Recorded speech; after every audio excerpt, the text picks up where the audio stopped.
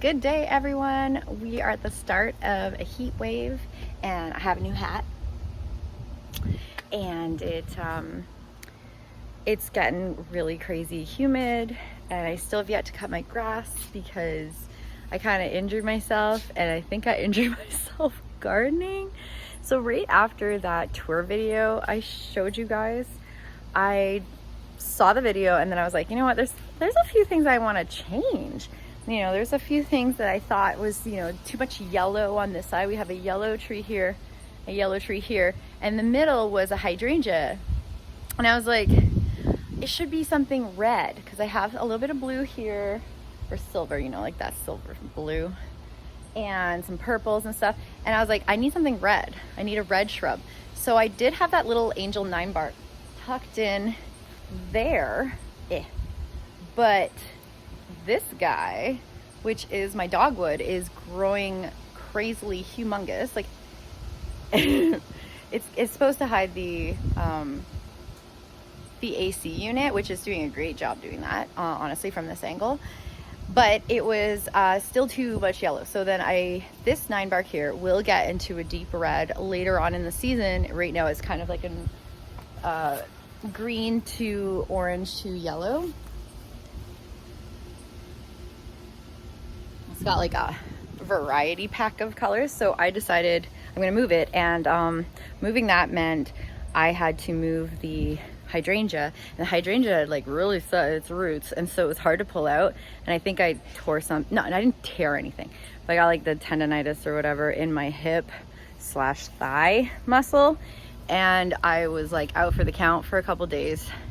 Anyways, yeah, so a couple other things that I changed that I want to show you. I'll just turn this guy around. So this is where I sit, and I have the AC unit there. That now I decided to pot up that hydrangea that was just there where the 9-bark is, and it's kind of hiding the unit from this angle where I sit. So I'm liking that idea.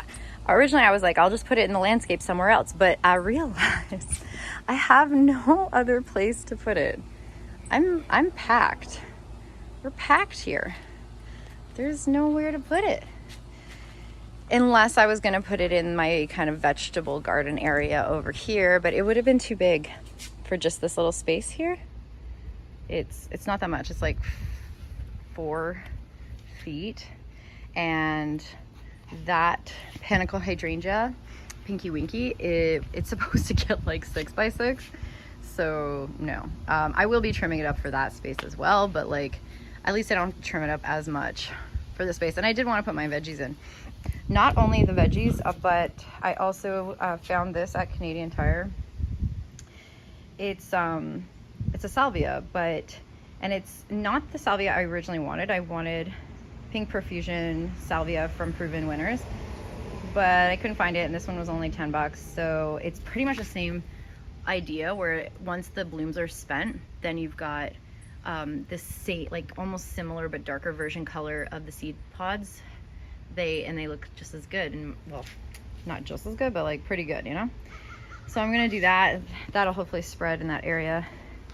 And then here I have the tomato, and the cucumber there, just planted, and some basil right stuck in there. And I also moved these dianthus from the center island and just added some here for some white color. It's obviously not going to take for maybe a year or two before it looks really, really good. In the tour, I did say that my fake berries worked, but they didn't. I mean, they did and they didn't. Like, I am getting some berries. Ooh, this one's like already rotting. Darn it, I'm not fast enough. And I am getting some berries, but I noticed that they are, whoa, what is going on here? Okay, so is this from the humidity? I don't know, the berries are rotting. But I did have like 3 or 4 that I picked the other day, and they were good, like this guy. This guy's okay, and I can eat him, and he's great. Yeah, okay. Oh, it's because there was dirt. Right. I was doing a lot of digging, and I threw a pack of dirt here by accident, and it covered the berries. Anyways, I'm sharing them with the rodents. whatever is eating them. I don't know. But there's like something. And that's okay. This one's not ready yet. But at least I'm getting a few. The other thing I put in here was a house plant. Croton. And I bought I'm propagating from the leaves.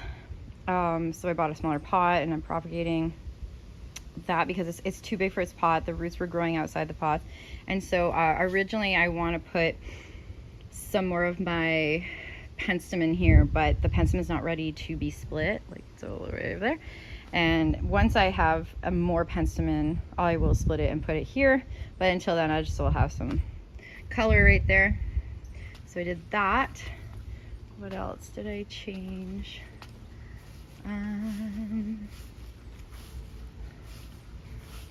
Yeah, here's the penstemon.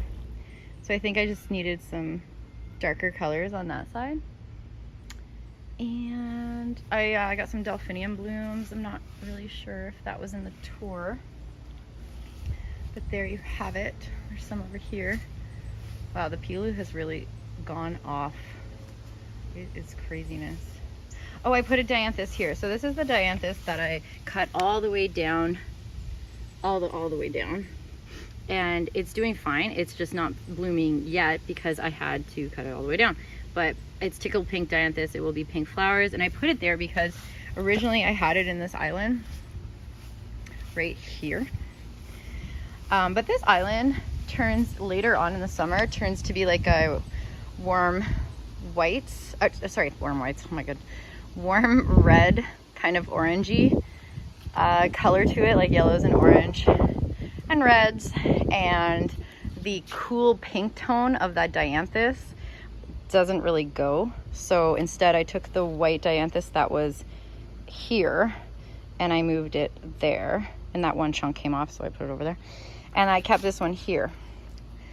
So I think that's gonna look better with the white popping on that side and this side.